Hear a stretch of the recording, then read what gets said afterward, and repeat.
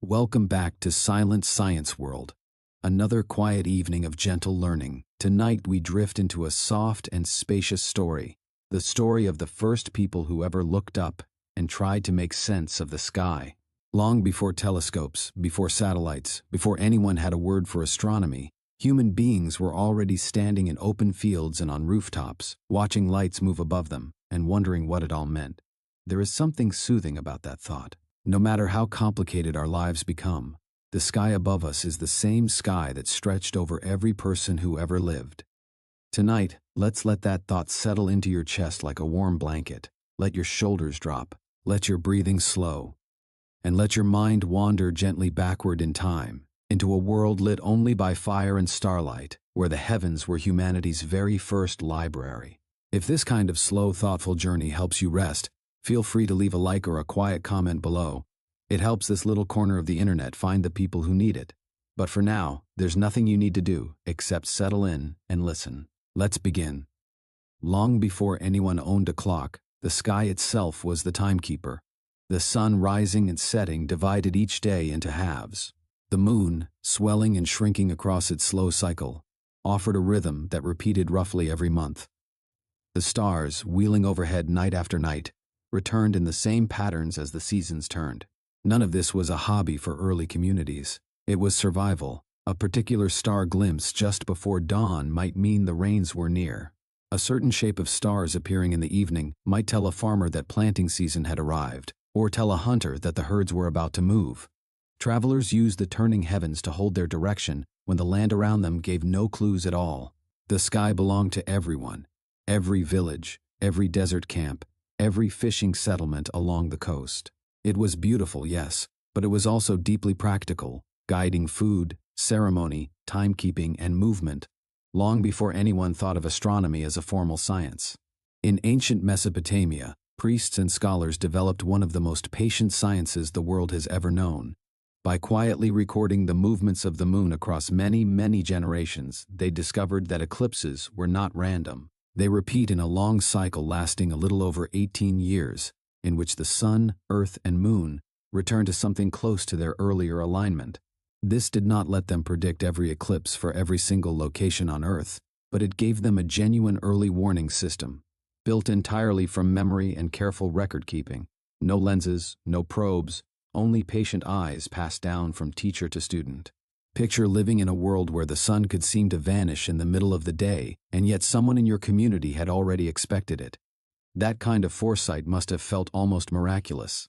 It shows that the study of the heavens did not begin with machines. It began with attentiveness and inherited memory. In Egypt, engineers built one of the most enormous structures on the planet with an accuracy that still puzzles people today. The Great Stone Monument outside modern Cairo is aligned with true north, south, east, and west with breathtaking precision, achieved more than 4,000 years ago without a single magnetic compass or modern surveying tool.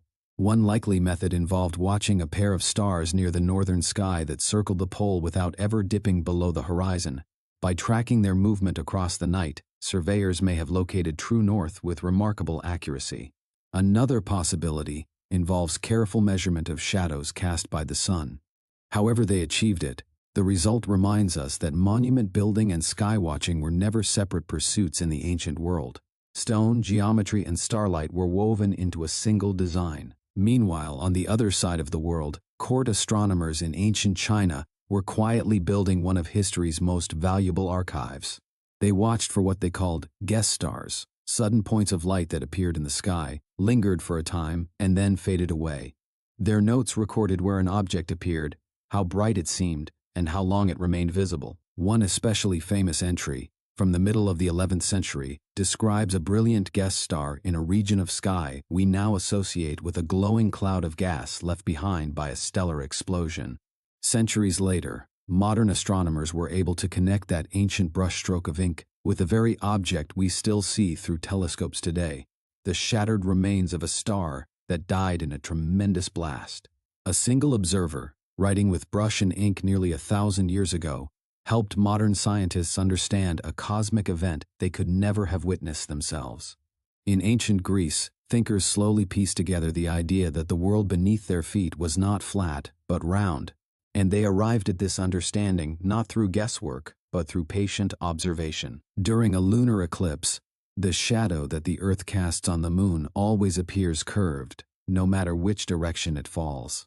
Ships sailing away over open water seem to disappear hull first, as though sinking below a curved edge, rather than simply shrinking evenly into the distance. Travelers moving far to the north or south noticed that entirely different stars appeared overhead. Taken together, these clues pointed toward one conclusion: the Earth must be a sphere. Some of the era's greatest thinkers argued for this using exactly this kind of everyday evidence, and later scholars refined the idea further using measurement and geometry. What makes this discovery so remarkable is that it grew from ordinary experiences: a shadow, a ship, a changing set of stars, carefully interpreted by patient minds. People realized for the first time that the ground beneath them was not an endless plain, but a small curved world suspended beneath a vast sky. Across the wide waters of the Pacific, skilled sailors accomplished something almost impossible to imagine today. Without written charts, without metal instruments, they crossed enormous stretches of open ocean, guided largely by memory. They knew exactly where certain important stars rose and where they set along the horizon, and as the night wore on and one guiding star sank away, another would rise to take its place. But the stars were only part of the method. These navigators also read the shape of ocean swells, the direction of the wind, the flight patterns of seabirds, the color of clouds, and even the subtle way light behaved near unseen islands. Their knowledge was not vague intuition. It was a rigorous, disciplined tradition passed carefully from teacher to student. A single navigator effectively became a living instrument, holding an entire ocean of knowledge inside their mind. On a wide grassy plain in what is now England, an enormous ring of standing stones was raised thousands of years ago, long before anything resembling modern astronomy existed. And yet the monument connects unmistakably with the sun's yearly journey. At the height of summer, the sun rises in close alignment with one particular stone when viewed from the center of the circle. At the depth of winter, attention likely shifted to the opposite point on the horizon, where the sun sets at its lowest point of the year. Scholars still debate exactly how the site was used in daily life, but the solar connection is difficult to dismiss. For the community that built it, the turning points of the year mattered enormously. They marked the extremes of light and darkness, and likely became moments of shared ceremony. Raising such a monument required labor, planning, and a purpose shared across an entire community. It reminds us that ancient sky watching was often public, physical, and deeply communal, not a private hobby carried out alone in the dark. Once people learned to read the heavens with any consistency, they gained something greater than knowledge of distant lights. They gained a framework for organizing an entire society. The sky helped rulers choose ceremonial dates. It helped farmers prepare for the turning of the seasons. It gave religious leaders a structure for ritual life, and it gave travelers the confidence to move through unfamiliar country. Because celestial patterns seemed stable and dependable in a world otherwise full of uncertainty, watching the sky became useful to cities, temples, royal courts, and farming villages alike. And because people believed the sky mattered, they had every reason to keep watching it, year after year, generation after generation. Slowly, those repeated observations became calendars, predictions, sacred stories, mathematical tables, and towering monuments.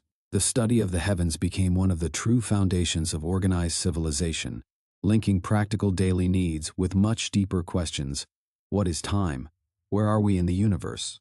What kind of power governs change? In Babylon, scholars developed a system for tracking the sun, moon, and planets by dividing a particular band of sky into a series of recognizable sections, each associated with a familiar shape or figure. Over time, this system became a powerful reference tool.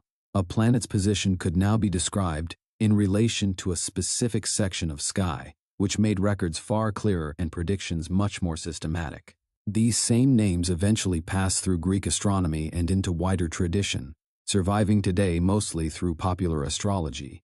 Yet their roots lie in serious, careful sky measurement. It was a coordinate system long before it became a cultural symbol, a way of bringing order to the wandering lights that refused to stay still against the fixed backdrop of stars. In Egypt, one particular star carried enormous importance. Each year, it would vanish into the glare of the sun, and then reappear again just before sunrise after weeks of invisibility. This return happened close to the season when the great river that fed the land would begin its annual flood, bringing fertile soil and life-giving water to the fields. Priests watched for that star's reappearance with intense focus, since its return became associated with renewal, abundance, and the start of a new year. A bright point of light above the horizon could announce a transformation happening on the earth below. It was not magic in the way we might imagine magic today.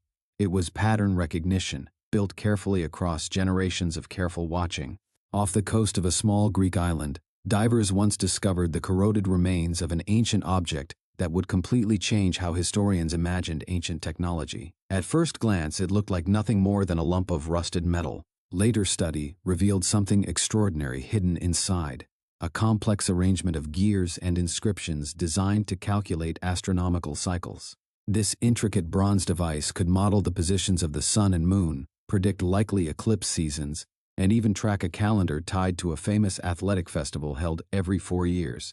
Nothing else quite like it has survived from the ancient world. Its craftsmanship suggests a tradition of precision engineering, far more advanced than anyone had previously guessed. Imagine turning a small handle and watching the rhythms of the heavens play out through the interlocking teeth of bronze gears.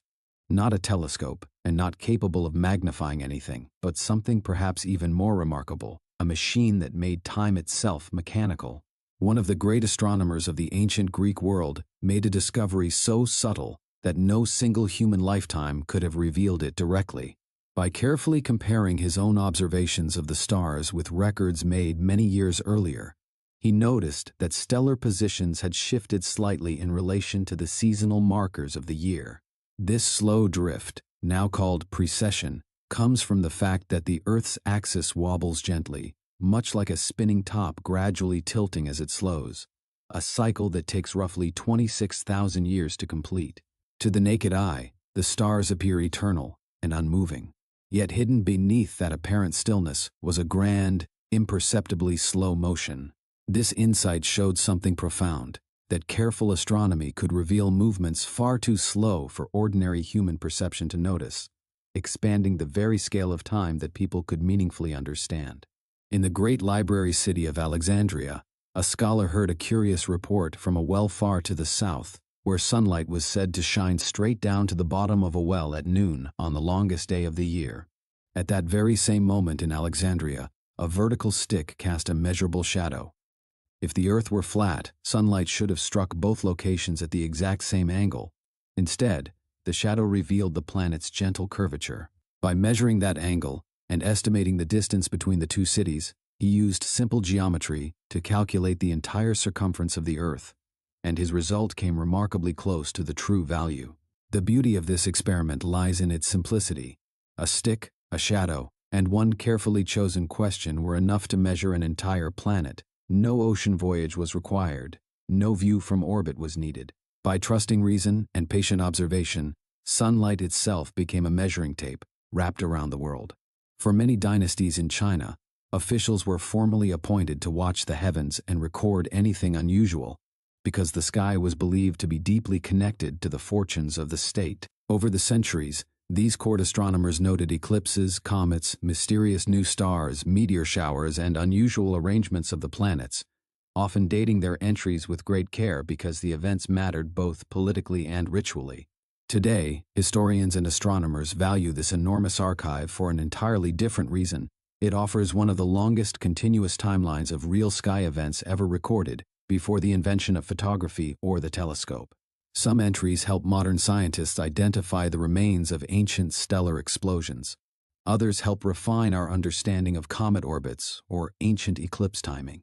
The power of this archive comes from its sheer continuity. Many cultures watched the sky, but few maintained such an unbroken chain of official records across so many centuries. Each single note may seem small on its own, yet together they form a bridge stretching from an ancient royal court all the way to modern astrophysics. Among the surviving treasures of the ancient Maya world is a folded bark paper book containing detailed tables meant to anticipate eclipses. These tables did not predict eclipses with the exact precision of a modern almanac, but instead identified periods when an eclipse was more likely, based on the return of the sun and moon to a similar alignment. The tables reveal just how closely Maya specialists tracked the cycles of the moon and wove that knowledge into their broader calendar system, using careful arithmetic to track periods considered spiritually significant. What makes this surviving document so striking is that it endured it all. Many similar books were destroyed after European conquest swept through the region, making this fragile manuscript a rare window into a much larger and largely lost intellectual tradition. Its pages preserve a quiet science of cycles, memory, and prediction. In ancient Mesopotamia, unusual events in the sky were read almost like messages sent from the heavens themselves. A lunar eclipse, a strange halo around the moon, a sudden bright comet, or an unusual arrangement of planets could all be interpreted as a warning concerning the king, the land, or the future of the entire state. Scholars gathered these interpretations into extensive collections of omen texts, connecting specific celestial appearances with possible earthly outcomes. To modern ears, this might sound far removed from science, yet the system demanded detailed observation, careful classification, and an extensive written tradition to maintain. When the royal court wanted guidance, scholars needed reliable records to consult. Their worldview, whatever we might think of it today, pushed them to become disciplined watchers of nature. In especially anxious periods, elaborate rituals were sometimes performed to reduce perceived danger, occasionally involving a temporary substitute ruler placed briefly on the throne during an especially ominous stretch of time. The practice reveals a world where astronomy, politics, and fear were deeply intertwined. The sky was never distant, it was part of governing an empire. To most ancient observers, the stars kept the same shapes night after night, rising and setting together in dependable formations.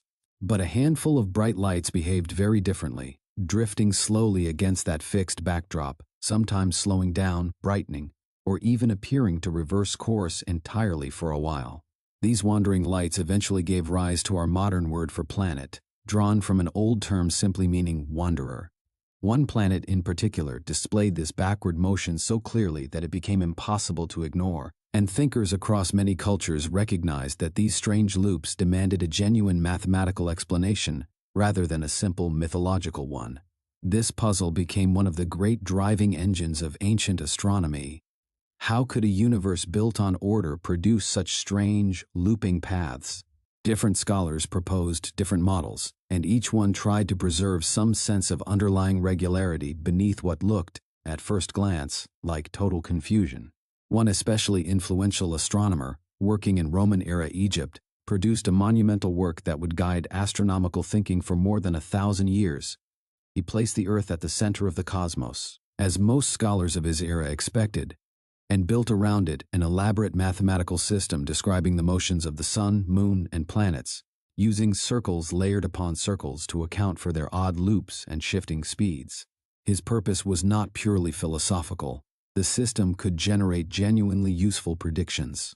For centuries afterward, astronomers throughout the Islamic world and medieval Europe studied, refined, and taught his framework, and even later thinkers who eventually challenged it first had to master it thoroughly.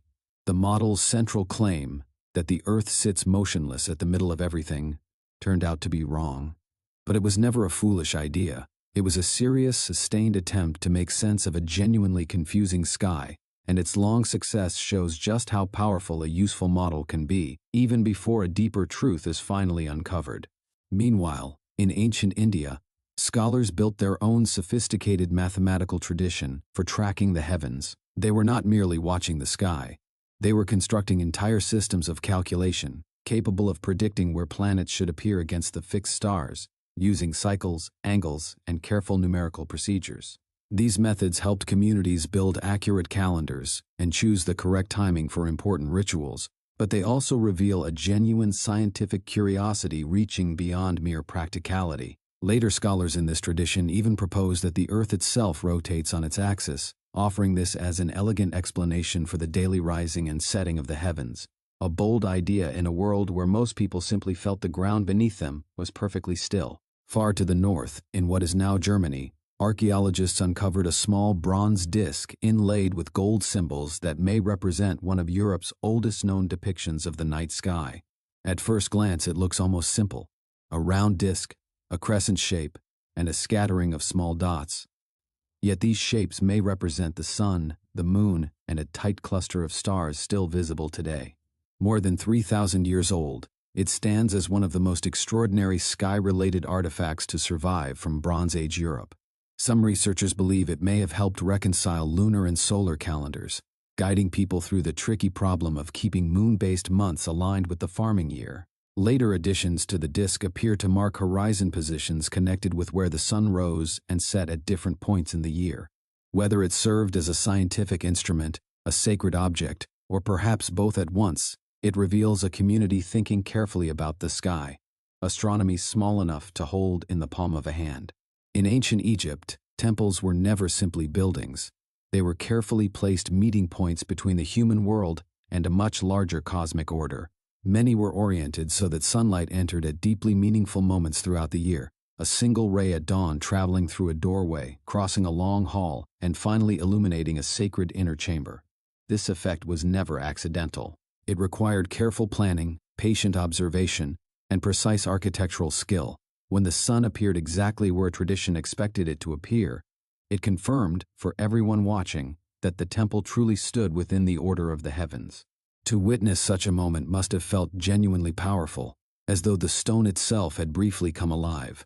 Clay might seem like a fragile material, but when it has been baked hard by sun, fire, or simple accident, it can easily outlast entire empires. This is why so much ancient Babylonian astronomy has survived into the present day. Scribes pressed careful wedge-shaped marks into soft clay, recording dates, positions, and celestial patterns in documents that were never casual notes but part of long, organized traditions of observation and calculation. Over many generations, these records grew into a vast archive of sky behavior. A single planet's position on one particular night might mean very little by itself, but thousands of such entries, gathered patiently across centuries, could reveal patterns far too slow for any one person to notice alone. At sea, where the horizon can erase nearly every familiar landmark, sailors in the northern hemisphere relied on one especially dependable star that sits close to the north celestial pole and appears to stay almost fixed while everything else circles slowly around it. By locating this star, sailors could estimate their direction and hold a steady course through the darkest nights, and its height above the horizon even gave them a rough sense of how far north they had traveled. This was not modern navigation with detailed charts and precise instruments, yet it was powerful enough to support long and dangerous voyages across open water. Picture steering a small vessel through pitch-black water with nothing but one steady point of light overhead. That single star could mean direction, safety, and eventually, the promise of home. In West Africa, certain communities developed rich oral traditions connected to seasonal patterns in the sky, passed down not through written tablets, but through storytelling, ceremony, and lived teaching from one generation to the next. Like many farming societies, these communities paid close attention to the timing of stars, rains, and planting because timing genuinely mattered for survival. This kind of astronomy looked different from the court records kept on clay tablets far away, but it was no less meaningful. It reminds us that human knowledge of the sky did not always need writing to endure. Sometimes it simply needed a community that valued it deeply enough to keep passing it forward. Chinese observers also noticed something remarkable on the surface of the sun itself. Under the right conditions, a little haze, thin cloud, or drifting dust that softened the sun's usual blinding glare, small dark marks could occasionally be seen on its face. Chinese astronomers recorded these features centuries before any telescope existed, describing the spots and sometimes comparing their shapes to familiar birds or eggs. These records were carefully noted because unusual solar appearances mattered greatly to official skywatchers. Today we understand these marks as cooler regions caused by intense magnetic activity on the sun's surface. But the ancient observers who first noticed them, without any knowledge of the underlying physics, still recognized that something important was happening, important enough to write down and preserve. The moon offered one of the clearest and most reliable cycles found anywhere in nature. It grows from a thin crescent, swells into fullness, fades slowly away, and disappears into darkness before beginning the whole cycle again. This rhythm was easy to observe and repeated often enough to organize daily human activity around it. Many ancient calendars began as purely lunar systems, because the moon gave time a visible shape that anyone could recognize simply by looking upward. This mattered enormously for religious observances, travel, farming, fishing, and communal gatherings. A moon-based calendar never quite matched the length of the solar year, which created real challenges later on, yet its appeal remains obvious. It required no palace, no priesthood, and no special measuring tool. Its changing face moved equally above the wealthy and the poor alike, turning time itself into something bright enough for everyone to share. Some Greek thinkers dared to wonder whether the stars might actually be distant suns, rather than mere lights fixed permanently to the sky. This was a genuinely startling idea. The sun dominates our daytime sky with overwhelming heat and brilliance, while stars appear as nothing more than tiny points of light. Suggesting a real connection between the two required imagination and careful reasoning.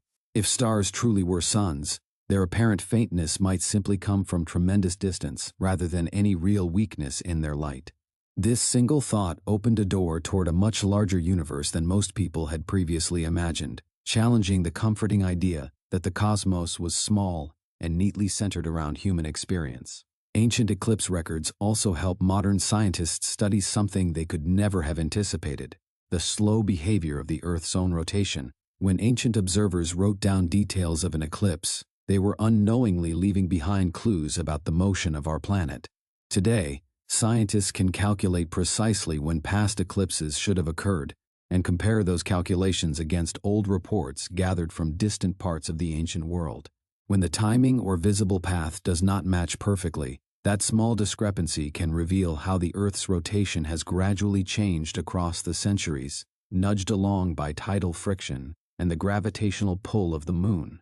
These shifts are far too tiny to notice across a single human lifetime, yet they become measurable across many centuries.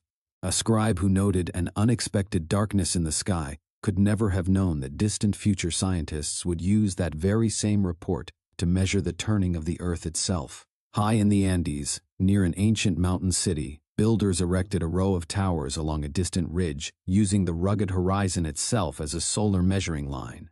Observers watching from carefully chosen points could track how the sun's rising or setting position gradually shifted along that jagged skyline as the seasons changed.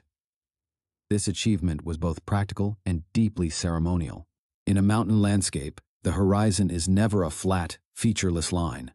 It is sharp, specific, and easy to remember once marked correctly.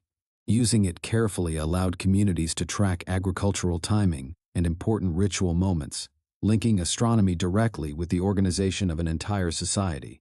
It shows, quite beautifully, that ancient observatories never required domes or lenses. A well-chosen viewing point paired with a carefully marked skyline could become an extraordinarily precise instrument in its own right. In the American Southwest, monumental structures rising from a dramatic desert canyon reveal careful attention to solar and lunar extremes. Some buildings appear connected to the sun's rising or setting points at the height of summer and winter, while others may relate to longer cycles in the moon's own rising and setting extremes. These alignments remain genuinely difficult to interpret, and researchers continue to debate their exact meaning. Yet the evidence strongly suggests that skywatching shaped the entire experience of that landscape. The canyon itself, with its walls, roads, and natural rock features, seems to have become part of a much larger sky calendar. In Korea, a simple stone tower still standing today is often described as one of the oldest surviving astronomical observatories anywhere in East Asia. Its exact original use remains a subject of discussion, yet its deep connection to skywatching is unmistakable. The structure reflects a society that valued celestial knowledge enough to give it a permanent architectural form, while astronomers of the region recorded eclipses, comets, and meteors across many historical periods. As in neighboring cultures, the heavens were understood as connected to the health of the realm and the responsibilities of its rulers, meaning that watching the sky was always both a scientific and a political act. The Babylonians managed to identify repeating families of eclipses across many generations of patient record-keeping, an achievement that no single lifetime could have revealed on its own. One observer wrote down what they saw. Another inherited that record decades later. A later scholar compared the accumulated patterns and slowly refined the community's expectations. Over time, the sky became measurably less unpredictable. This was mathematics born entirely from patience, and it shows beautifully how scientific progress can be a collective effort stretched across centuries. No single Babylonian scholar needed to understand the whole pattern alone. The culture itself created a memory large enough to notice what any one individual simply could not. In Egypt, the night itself could be divided and measured, using particular groups of stars that rose in careful sequence through the darkness during different parts of the year. By watching which group of stars appeared at a given moment, observers could estimate how many hours of the night had already passed. This mattered for temple rituals, burial beliefs, and the organization of nighttime labor. Later artwork on tomb ceilings and coffin lids preserves diagrams showing these star arrangements alongside timekeeping ideas. These were never mechanical clocks in the modern sense. They were celestial schedules, with the sky itself providing the moving parts. Imagine a temple priest watching the eastern horizon, waiting for one particular star to rise, marking the passage of another quiet hour of the night. Long before any gear ever ticked on a wall, time could be read directly in the slow procession of starlight. Ancient Chinese records also captured the passage of a bright, long-tailed comet many centuries before it was formally studied and named in the modern era. Long before anyone connected its repeated appearances into a single predictable orbit, Chinese astronomers had already recorded visits from this same object across many separate centuries, carefully noting its position among familiar star groups and the dates of its appearance. These records are precious precisely because comets can be extremely difficult to identify after the fact, unless the original observations were genuinely detailed. By comparing these ancient descriptions against modern orbital calculations, researchers have been able to connect certain ancient reports to the very same returning comet we recognize today, giving this icy visitor a human history far older than its modern name suggests. The Greeks left behind another lasting gift. Many of the constellation names still used on star charts today trace directly back to Greek myths and storytelling. These patterns of stars were never meant purely as scientific labels.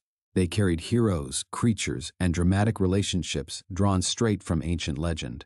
And yet their survival within modern astronomy shows just how deeply storytelling and star mapping have always been linked. A constellation, after all, is not a true physical grouping of nearby stars. Its stars may sit at wildly different distances from Earth, and the pattern exists only because of our particular point of view. Ancient sky maps turned these patterns into recognizable figures anyway, making the heavens far easier to remember, discuss, and pass along. The vocabulary of the modern night sky still carries the imprint of ancient imagination, even though the underlying science has changed completely. Ancient people also noticed, long before anyone understood why, that the rise and fall of ocean tides seemed connected to the phases of the moon. This observation mattered enormously to sailors, fishers, and coastal communities, whose daily lives depended on knowing when boats could safely enter a harbor or when the shore would reveal its bounty. Ancient writers discussed this relationship at length, even without the modern understanding of gravity that finally explains it, recognizing simply that the moon and the ocean were somehow bound together. It is a beautiful idea, joining the distant sky with the movement of water lapping at someone's feet, a body far above the earth seeming to reach down and stir the sea itself. Across countless different cultures, the soft, pale band of light stretching across a truly dark sky was often imagined as a road, a river, or a bridge of some kind. Without any modern knowledge of galaxies, people still recognized that this feature looked different from ordinary scattered stars. Some traditions imagined it as a pathway for departed souls. Others connected it with animals, water, or grand stories of creation. Today we understand it as the crowded disk of our own galaxy, seen edge-on from deep within it. A magnificent scientific truth. But these older interpretations remain revealing in their own right, showing how thoughtfully people responded to a striking natural feature long before its true physical nature could ever be known. Astronomy also became deeply entangled with power and legitimacy across many ancient societies. A ruler who controlled the calendar could schedule festivals, taxation, labor, and religious rites with real authority. A ruler whose priests could reliably anticipate celestial events appeared connected to something far greater than ordinary human knowledge. Monuments carefully aligned with solar or lunar events made political power feel genuinely woven into the very structure of the universe. This was never pure propaganda. It reflected a worldview in which the heavens and human society were deeply linked, where an orderly sky implied, almost naturally, that the kingdom below should also move in careful order. And so, slowly, across every one of these ancient cultures, a single quiet truth emerges. Long before anyone had glass lenses, mechanical clocks, or printed maps, human beings had already turned their simple, patient eyes upward and begun to notice something extraordinary, that the chaos of the visible sky actually hides a deep and dependable order. A wandering planet that seemed to loop backward was, in truth, following a rule. A curved shadow crossing the moon revealed the very shape of the Earth itself. A single bright star returning at dawn could announce an entire season's change. These insights, gathered slowly and shared generously across generations, slowly reshaped humanity's sense of its place in the universe. The sky stopped being merely a beautiful ceiling stretched above the world. It became something that could be studied, questioned, and gradually understood. That is the lasting wonder tucked inside this long and quiet story. It began with ordinary people looking upward from fields, deserts, coastlines, temples, and quiet villages, armed with nothing but patience and curiosity. And from that simple beginning grew mathematics, architecture, navigation, and philosophy. Every modern observatory alive today still carries a small, quiet inheritance from those very first watchers of the sky. And so, gently, our journey through the ancient heavens comes to its close for tonight. We followed the earliest sky watchers as they stood beneath an open, unfiltered darkness, armed with nothing but their eyes, their patience, and their quiet desire to understand. We saw how the moon became humanity's very first measure of time, how the sun shaped the rhythm of the seasons, and how the stars helped countless travelers find their way safely through the dark. We wandered through temples and towers, stone circles and desert canyons, mountain ridgelines and open ocean routes, and each of these places reminded us that the sky was never truly separate from daily life. Across every one of these ancient worlds, people watched the heavens with genuine care. They learned that eclipses could be anticipated. They noticed that certain wandering lights followed strange looping paths. They turned simple shadows into precise measurements, turned scattered stars into working calendars, and turned an ordinary sunrise into something worth celebrating. Even without a single telescope, they uncovered patterns reliable enough to guide entire kingdoms, harvests, sea voyages, and deeply held beliefs. There's something in that thought. Above every sleeping city, every quiet riverbank, and every still and silent field, the very same stars have always kept turning with their same patient rhythm. People came and went, languages shifted and changed. Kingdoms rose brightly, and eventually faded away. And yet the heavens remained constant overhead, offering light, direction, and a gentle sense of mystery to everyone willing to look up. So now, as these old and gentle facts settle softly into your mind, let the ancient sky drift a little farther away. Let the constellations blur softly into stillness. Let the moon hang quietly at the very edge of sleep. There is nothing more you need to follow tonight, and nothing more you need to remember. If this slow journey helped you unwind, feel free to like it, share it, or leave a quiet thought below it. Helps this gentle little corner of the internet find the people who need it most. But for now, simply let your shoulders soften, let your breathing slow, and let the night become simple again. Sleep well, and good night.